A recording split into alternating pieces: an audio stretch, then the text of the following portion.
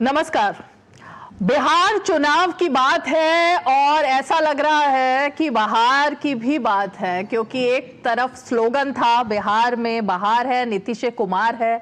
अब इस बार अभी तक ऐसा कोई स्लोगन तो नहीं आया है, लेकिन एक चेहरा है जिनकी रैलियों में जबरदस्त उत्साह देखने को मिल रहा है। सस्पेंस भी बना हुआ है कि ये जो लोग आ रहे हैं ये किस उम्मीद से आ रहे हैं, क्या वो उनमें एक नया चेहरा मुख्यमंत्री के तौर पर देख रहे हैं, क्योंकि ये भी बस बहुत चल रही है बिहार में। और एनडीए की भी बात हो रही है कि एनडीए में क्या सभी सहयोगी जो हैं वो एकजुट है, क्योंकि बीच बीच में जो चेहरा हमारे साथ है ना वो ऐसे ऐसे फिलर्स भी दे देते हैं कि बयानों में सस्पेंस भी होता है और चर्चा भी होती है कि आखिर इसके पीछे की स्टोरी क्या है। बेहद ही खास मेहमान हमारे साथ है जिनको सभी लोग सुनना चाहते हैं, केंद्र में मंत्री और लोजपा के राष्ट्रीय अध्यक्ष चिराग पासवान जी। बेहद ही स्वागत है आपका। Thank you so much. हम आपसे इंटरव्यू की शुरुआत करें। हम जरा एक रील देखते हैं जिसमें आपके राजनीतिक सफर के बारे में हम थोड़ा सा दर्शकों को बताना चाहेंगे।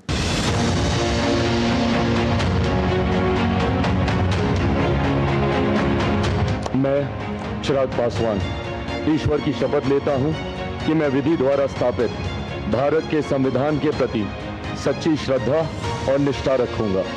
चिराग पासवान आज भारतीय राजनीति में एक युवा और प्रभावशाली चेहरा हैं। इन्होंने न केवल अपने पिता की राजनीतिक विरासत को आगे बढ़ाया, बल्कि लोक जनशक्ति पार्टी रामविलास के नए स्वरूप को स्थापित कर राष्ट्रीय राजनीति में अपनी मजबूत उपस्थिति भी दर्ज कराई। चिराग पासवान का जन्म 31 अक्टूबर 1982 को दिल्ली में हुआ।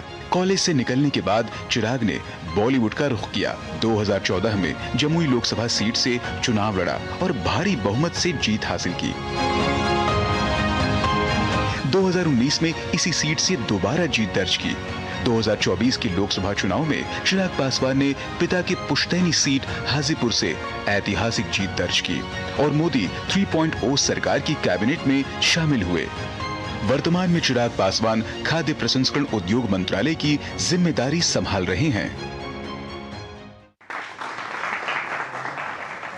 तो आपका राजनीतिक सफर काफी अच्छे तरीके से बताने की कोशिश हमने की है, लेकिन जाहिर तौर पर इसके पीछे एक संघर्ष भी है, क्योंकि लोग तो सिर्फ चिराग पासवान को उनके परिवार के साथ जोड़कर देखते हैं, लेकिन वो दिन भी हैं जब आपने संघर्ष किया।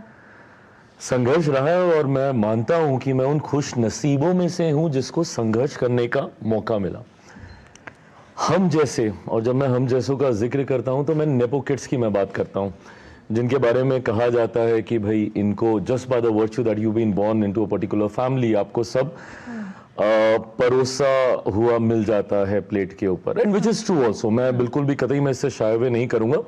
चीजें बहुत आसान हो जाती हैं और होता क्या है कि जब आप उसी राह पे आप चलते रहते हैं तो आपकी काबिलियत को कभी एक्नॉलेजमेंट नहीं मिलती है। वो हमेशा इसलिए मिलती है कि आप उस परिवार से आते हैं।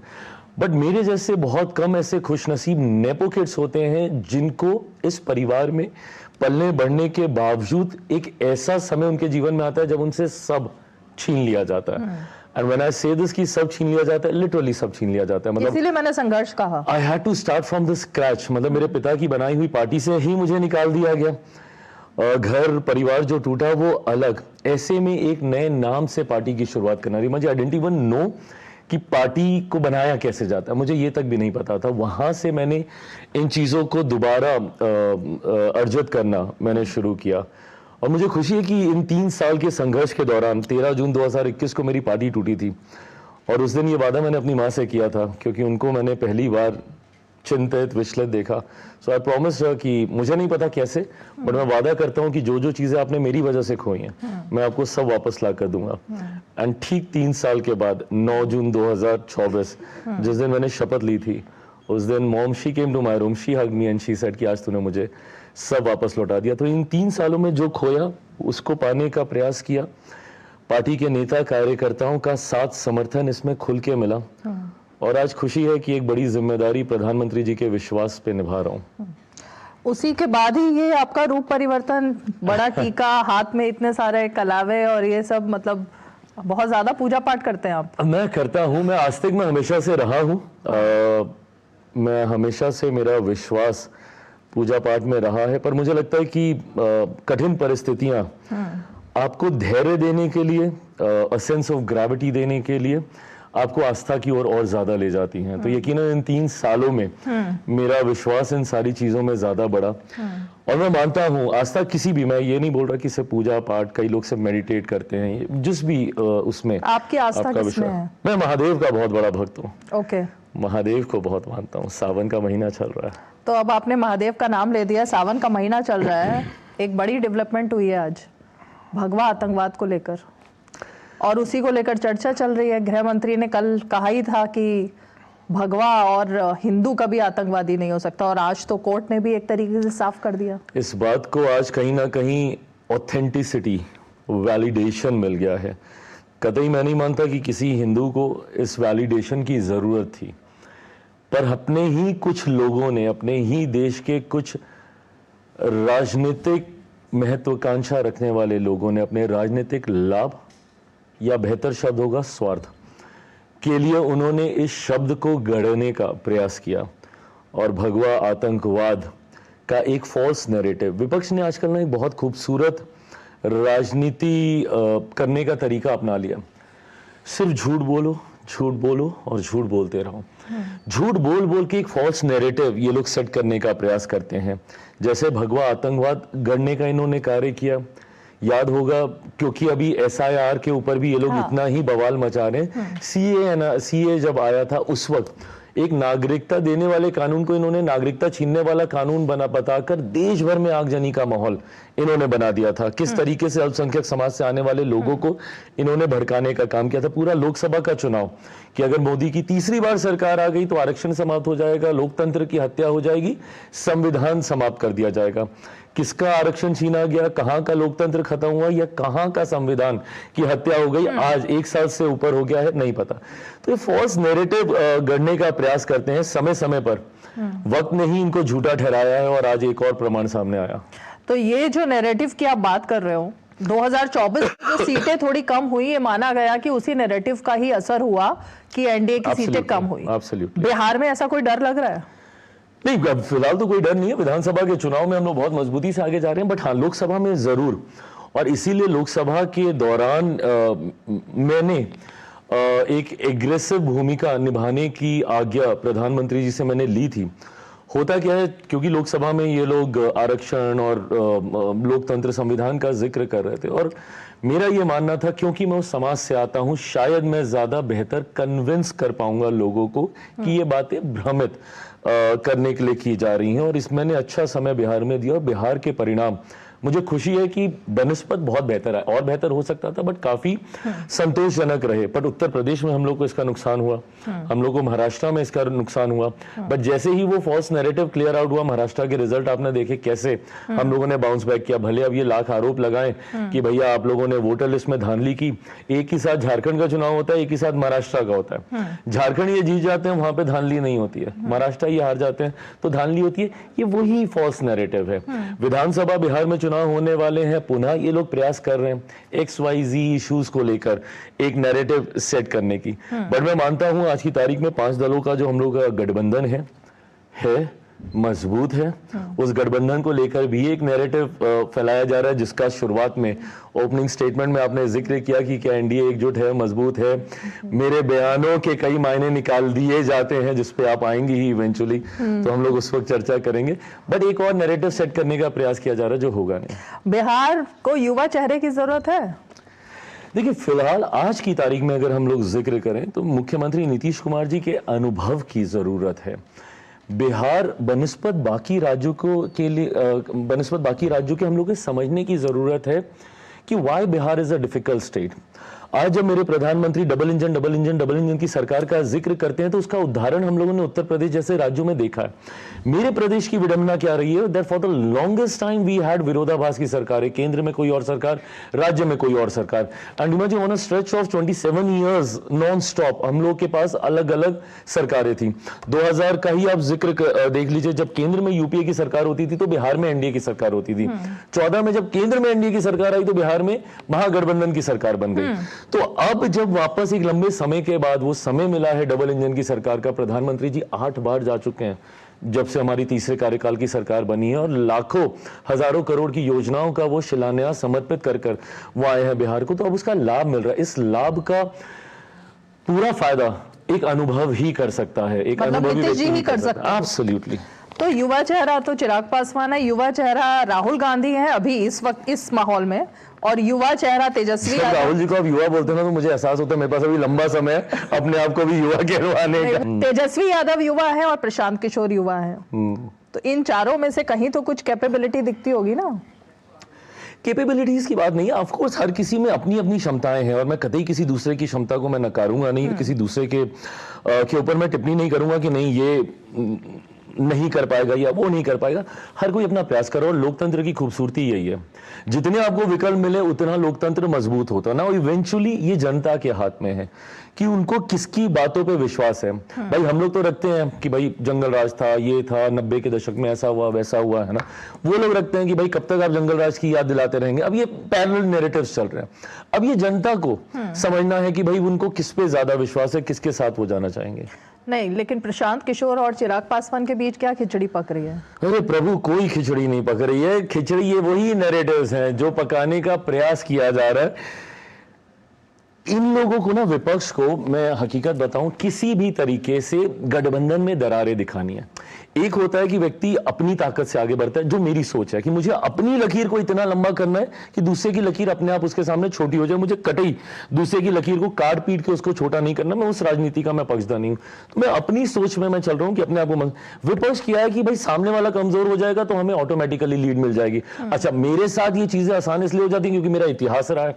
2020 में मैंने अकेले चुनाव लड़ा है, तो इनको लगता है कि ये नैरेटिव सेट करना तो बहुत आसान हो जाएगा। बीच बीच में ऐसे बयान देते क्यों हो जिस पर ऐसी वाली बात हो जाए? अरे मैं हकीकत बोलता हूँ। देखिए, अगर मैं किसी की सोच से सहमत हूं, मैं क्यों बोलूं जस्ट बाय द वर्च्यू कि मुझे एक राजनीतिक दल का मैं हिस्सा हूं। विपक्ष की सिर्फ आपको आलोचना ही करनी है, और मैं विपक्ष से विपक्ष की भूमिका में नहीं, विपक्ष के लिए सत्ता पक्ष भी विपक्ष है। प्रशांत जी का जिक्र जब मैं करता हूं सिर्फ इसी सोच के लिए करता हूं कि वो भी कम से कम जात पात की बात नहीं कर रहे। नहीं तो मेरे राज्य में तो भाई ऐसे राजनीतिक दल हैं जो तमगे की तरह सीने पर जातीयता और सांप्रदायिकता को गर्व के साथ टांग कर चलते हैं। एमवाई समीकरण क्या है भाई? एमवाई समीकरण का एम सांप्रदायिकता है, वाई जातीयता को बढ़ावा देना है। But at the same time मेरा भी एक एमवाई समीकरण है। मेरे एम में महिलाएं हैं और मेरे वाई में युवा है। मुझे 5 लोकसभा की सीटें मिली इस बार चुनाव लड़ने के लिए। मैंने अपना एमवाई समीकरण उतार के दिखाया जिसमें 5 में से 4 युवा हैं और 2 महिलाएं हैं। और नारी शक्ति अधिनियम का भी 100% पालन मैंने इसी बार कर दिया था। तो सब में कुछ ना कुछ अच्छी बातें होती हैं। तेजस्वी यादव में 2 अच्छी बातें बताइए। अब इतना मैंने ध्यान नहीं लगाया किसी दूसरे वाले के ऊपर, अपनी ताकत को बढ़ाने का प्रयास करता हूं। प्रशांत किशोर की अच्छी बातें समझ आई, लेकिन जात पात से उठकर बात करते हैं। हाँ, राहुल गांधी में कोई अच्छी बात?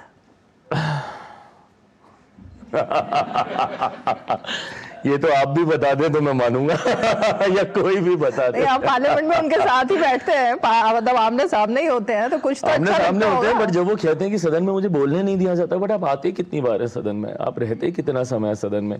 बड़ी से बड़ी चर्चा के दौरान आप गायब रहते हैं। उस दिन प्रधानमंत्री जी के भाषण जब ये इसी के ऊपर चल रहा था, ऑपरेशन सिंदूर, उसमें भी अधिकांश समय तक Rahul ji being the LOP, मतलब अगर वो सिर्फ एक सांसद होते तो मुझे दिक्कत नहीं होती, बट आप नेता प्रतिपक्ष भी हैं तो आपकी भूमिका और ज्यादा गंभीर हो जाती है। ये दोनों ही लोग, तेजस्वी और राहुल, अब यात्रा पर निकलने वाले हैं बिहार की, और बिहार की जनता के बीच जाकर बताएंगे कि असलियत क्या है।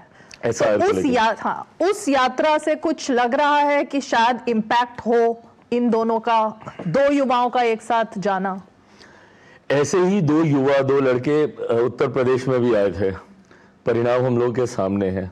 अब उनमें से एक लड़का बिहार आ गया है, अब ये 2 नए लड़कों की जोड़ी वहां पे बन रही है। जैसा मैंने कहा कि हर किसी को अपने पक्ष रखने का मौका मिलना चाहिए। जाएं, बताएं, बट जब ये जनता के बीच जाएंगे तो ये भी बताएं कि भाई अगर आज इतना इंटेंसिव रिवीजन किया जा रहा है वोटर लिस्ट को लेकर, तो क्यों किया जा रहा है?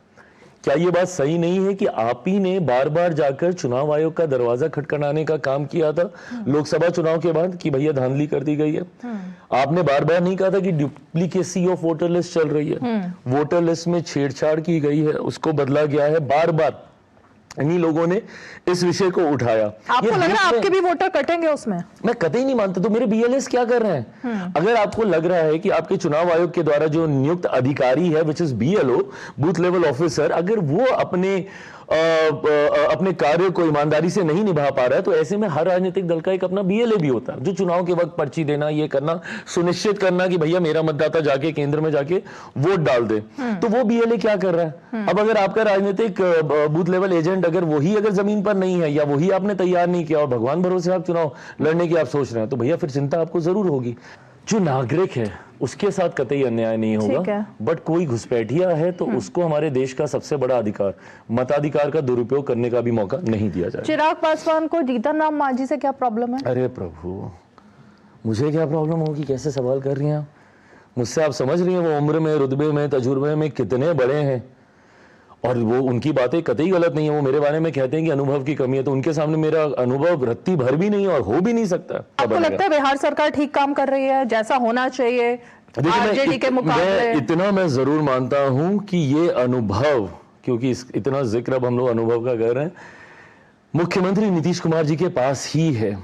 आज भी जब हम लोग के ऊपर सवाल उठाए जाते हैं कि भैया आप लोग को हो गए 2 दशक से ज्यादा और आप लोग बार बार याद दिलाते हैं 90 के जंगल राज की, वो याद दिलानी जरूरी है, क्योंकि बिहारियों को जानना जरूरी है कि किन परिस्थितियों से बिहार को निकाला है। अगर परिस्थितियां सामान्य होती तो आज दिल्ली बंबई जैसे बिहार चमक रहा होता। नहीं चमक रहा है क्योंकि 90 के दशक में बिहार को उस खाई में धकेल दिया गया था, बिहार से लोगों को पलायन करने के लिए मजबूर कर दिया गया था। आज भी मैं वो पीड़ा उन बिहारियों की आंखों में देखता हूं जो दूसरे राज्यों में या दूसरे देशों में रह रहे हैं। बिल्कुल पलायन आज भी हो रहा है, मैं इस बात को भी मैं स्वीकार करता हूं, बट अगर आप आंकड़े देखेंगे कैसे परिवार के परिवार विस्थापित हो गए थे जो वहां पे नहीं रह पाए थे क्योंकि रोज वहां पे परिस्थितियां इतनी भयावह कर दी गई थी, उससे मुख्यमंत्री नीतीश कुमार जी बिहार को निकाल कर लेकर आए हैं। तो आज भी मेरा विश्वास मुख्यमंत्री नीतीश कुमार जी पे ही है।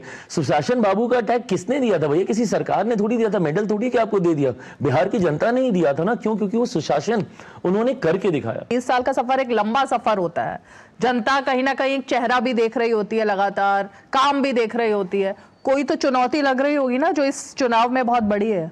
मैं ये मानता हूं कि आज की तारीख में this is a winning combination. हम 5 दलों का जो अलायंस है, उपचुनाव में हम लोगों ने अपने आप को साबित करके दिखाया। उपचुनाव में 4 सीटों पे मतदान हुए थे और 100% स्ट्राइक रेट एनडीए के प्रत्याशियों का रहा था, और उसमें से तो कुछ सीटें ऐसी हैं जो हम लोग लंबे समय से नहीं जीते थे। बेलागंज जैसी सीट हम लोग लगभग 3.5 दशक से नहीं जीते थे। तरारी जैसी सीट एक सवा दशक से हम लोग नहीं जीते थे। तो मैं मानता हूं कि this is a winning combination और हम लोग एक ऐतिहासिक जीत की ओर अग्रसर। मैं ऑडियंस से सवाल हूं, लेकिन ये बताइए कि क्या इस बार बिहार में जाति पर वोट पड़ेगा? क्योंकि आप तो प्रशांत किशोर की तारीफ कर रहे हैं, प्रशांत किशोर जाति के खिलाफ हैं, वो कह रहे हैं जाति पर कोई मतलब नहीं है। प्रभु, ये एमवाई क्या है, मैं भी ये दलित कार्ड क्या है, मैं भी ये तमाम बातें क्या है? मैं भी जाति के खिलाफ हूं और मैं मानता हूं और मैं चाहता हूं that once and for all धीरे धीरे, और इसीलिए जब मैं शिक्षा को इतना महत्व देता हूं, मैं मानता हूं कि बिहार को इस जातीय व्यवस्था से निकलना जरूरी है। और मैंने हमेशा इसीलिए बिहार फर्स्ट, बिहारी फर्स्ट की मैंने बात की। मैंने सीधा 14 करोड़ बिहारियों की बात की। जब मैं राजनीति में आया था मेरे लिए ये बहुत तकलीफ होती थी मुझे कि बिहार में आपको ब्राह्मण मिल जाएगा, राजपूत मिल जाएगा, भूमियार मिल जाएगा, पिछड़ा मिल जाएगा, अति पिछड़ा मिल जाएगा, दलित मिल जाएगा, महादलित मिल जाएगा, मुस्लिम मिल जाएगा, पर आपको बिहारी नहीं मिलता। तो ऐसे में मैं मानता हूं कि बिहारी जितना एकजुट होकर सिर्फ विकास के नाम पर मतदान करेंगे, उतनी जल्दी बिहार की सूरत हम लोग बदलने में कामयाब रहेंगे। और वक्फ को लेकर भी आपका रुख बिल्कुल क्लियर हो चुका है। वक्फ को लेकर मुझे लगता है मुसलमानों का भी रुख बहुत क्लियर हो चुका है। हर वो गरीब मुसलमान जो जानता है कि इसमें क्या संशोधन किए गए हैं, वो मानता है इस बात को कि उसकी बेहतरी के लिए किए गए। All the amendments are absolutely pro poor Muslims. जो कुछ ठेकेदार इस समाज के बने बैठे थे ना, जिन्होंने इस व्यवस्था को संचालित करने के लिए एक अपना आधिपत्य जमा के रखा हुआ था, उनको जरूर तकलीफ है कि उनके अधिकार कम कर दिए गए। तो जो लोग बिल फाड़ने की बात करते हैं, जो लोग ये बात करते हैं कि जीतने के बाद वो सबसे पहले अगर कूड़ेदान में फेंकेंगे तो इसी बिल को फेंकेंगे, उनकी राजनीति क्या कहती है? उनकी तो तुष्टीकरण की राजनीति रही है। ये तो वही लोग हैं जिन्होंने ट्रिपल तलाक भी हटाने का विरोध किया था।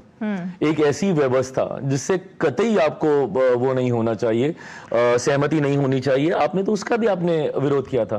क्या आज वो मुस्लिम महिलाएं खुश नहीं हैं जिनको साथ इस व्यवस्था का उपयोग करके? लेकिन ये सब करने के बाद क्या मुसलमान का वोट आपकी तरफ आएगा? मैं कतई वोट की दृष्टि से हम लोग ये कार्य कर ही नहीं रहे। अगर वोट की अगर वो इतने खुश हैं तो नहीं, अगर वोट की दृष्टि से ही करना होता ना, आप ही मुझे बताइए ना, क्योंकि फिर ये वही नैरेटिव है कि भाई मुसलमान भाजपा को वोट नहीं देता, एनडीए को वोट नहीं देता। ये नैरेटिव बोल बोल के स्टैम्प कर दिया।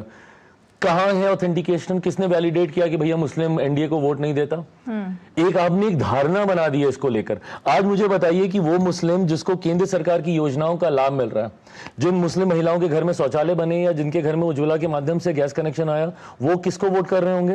या मुझे बताइए 80 करोड़ राशन आज की तारीख में भी देश में जो मुफ्त दिया जा रहा है, क्या उसमें हम लोगों ने ये पैरामीटर डालने कि भाई मुस्लिम परिवारों को ये राशन नहीं मिलेगा? तो जब उनके घर में अगर ये अनाज आ रहा है तो वो किसका साथ देंगे या किसके साथ देने की सोच रखेंगे? बिल्कुल। तो ये नैरेटिव सेट किया जाता है, विच इज फाइन। यही फॉल्स नैरेटिव पे विपक्ष खेलता है। नमस्कार सर, मेरा नाम विकास सिंह है। सर, आप जैसे कि आपने अभी बातों में का इंटरव्यू उदाहरण कहा कि आप जातिवाद के खिलाफ है, लेकिन आप अपने नाम के आगे चिराग पासवान यूज करते हैं, जाति का नाम लगाते हैं, और जो एनडीए सरकार है वो भी जाति गणना का ऐलान कर चुकी है, तो इस पे आप क्या कहना चाहते हैं? अरे प्रभु, वो मेरी पहचान है, कतई वो जाति का नाम नहीं है। पासवान हूं, पासवान होने पर मुझे गर्व, और हर किसी को, ये आपका परिवार का नाम होता है और हर किसी को इसके ऊपर गर्व होना चाहिए। जो लोग आपके नाम में जाति देखते हैं, तकलीफ उनकी सोच के साथ है, और कतई आप उनकी सोच को आप बढ़ावा ना दें। कतई जो लोग नाम के साथ जुड़े हुए आपके टाइटल, सरनेम, उसमें जाति ढूंढने का काम करते हैं, इसी सोच ने बिहार और बिहारियों को बर्बाद करने का काम किया है। तो कतई नहीं, जो चीज आपकी गर्व, आपका भी जो सरनेम है, प्राउडली उसको यूज कीजिए। You have carried it from your father, from your family is being using it. That has to be a matter of pride, not a matter of discrimination. आप उसको कतई जातीयता में के साथ जोड़कर ना देखें। सीटों को लेकर के सब चीजें ठीक हो गई हैं, सीट बंटवारे को लेकर। Was it this easy? जितनी सहजता से आपने ये सवाल पूछ लिया। 41 सीटें आपने मांग ली हैं। मैंने 41 मांगी है। मैं पूछ रही हूँ आपसे कितनी मांगी है? बिल्कुल भी नहीं, अभी इस पे लेके चर्चा ही नहीं हुई है। चर्चा नहीं हुई अभी चर्चा नहीं हुई है, बट मैं मानता हूँ क्योंकि अब चुनाव समीप आ रहे हैं, तो मैं मानता हूँ कि बहुत जल्द इसको लेके चर्चा हो जाएगी और बहुत एमिकेबली हो जाएगी। ये फिर वही है कि बार बार वहां पे इतने दल एक साथ बैठे हुए महागठबंधन में, उनको इशू नहीं होगा। इशू सवाल पूछ रहे हैं, उनको इशू कहाँ होगा? यहाँ होगा। लोकसभा में भी सवाल पूछ रहे हैं। लोकसभा में भी सब हम ही लोगों को देखते थे, अरे इसमें तो नहीं होगा, इनका तो सीटों का बंटवारा नहीं होगा। एमिकेबली हो गया। मैं मानता हूँ कि बहुत सहजता से अभी भी हो जाएगा, बहुत सहजता से हो जाएगा। ये तो अच्छी बात है, हो जाए तो। लेकिन बीच बीच में आपके ऐसे बयान क्या आते रहेंगे जिससे ऐसा लगता है कि दोनों तरफ चिराग पासवान खेल रहे हैं, पता ही नहीं लगता अभी एनडीए की तरफ बोल रहे हैं या अभी महागठबंधन की तरफ बोल रहे हैं। अच्छा, मुझे बताइए, मैं क्या ऐसा करूं कि वंस एंड फॉर ऑल ये डिबेट समाप्त हो जाए? आज बोल दीजिए कि आप बोलिए तो मैं गीता पे हाथ रख के कसम खा लेता हूं, आप बोलिए तो मुझसे एक एफिडेविट साइन करा लीजिए। निरंतरता में बार बार, isn't it evident and obvious कि मैं मेरे प्रधानमंत्री से कितना प्यार करता हूं? क्या ये ऑब्वियस नहीं है? ये मतलब मुझे तकलीफ होती है कि क्या ये दिखता नहीं है? मतलब मेरा समर्पण उनके प्रति हद से ज्यादा है। मैं जीवन में कभी, जब तक मेरे प्रधानमंत्री हैं, उनको छोड़कर जाने की मैं सोच भी नहीं सकता। 2020 में भी मेरे पास ऑप्शन था ना वैकल्पिक अलायंस में जाने का, मैं उस वक्त भी चाहता, और वो तो फैसला इतने डिफिकल्ट सिचुएशन में मैंने लिया। जब मेरे पिता का निधन हुआ था, उस वक्त पहले चरण का नामांकन चल रहा था। उस वक्त मैं चाहता तो या तो मैं वैकल्पिक अलायंस में जाके जितनी सीटें मांगता मिल जाती, या मौजूदा अलायंस में भी मैं रहता तो मुझे ठीक ठाक सम्मान के साथ, क्योंकि पिता का निधन हुआ, मुझे एकोमोडेट कर लिया जाता। बट उस वक्त भी मैं किसी ऑल्टरनेटिव अलायंस में मैं नहीं गया। मैं मेरे प्रधानमंत्री जी के साथ उस वक्त भी मैं उतनी मजबूती से खड़ा रहा। तो इसीलिए please once and for all इसको मान लें, जब तक मेरे प्रधानमंत्री हैं, उनसे अलग होने की सोच मेरे सपने में भी मेरे जहन में नहीं आ सकती है। सपने तो आजकल तेज प्रताप यादव को भी प्रधानमंत्री के आ रहे हैं, मोदी जी उनके भी सपने में आ रहे हैं, और वो उनको कह रहे हैं कि तुम मेरी पार्टी में आ जाओ, ऐसा उनका कहना है।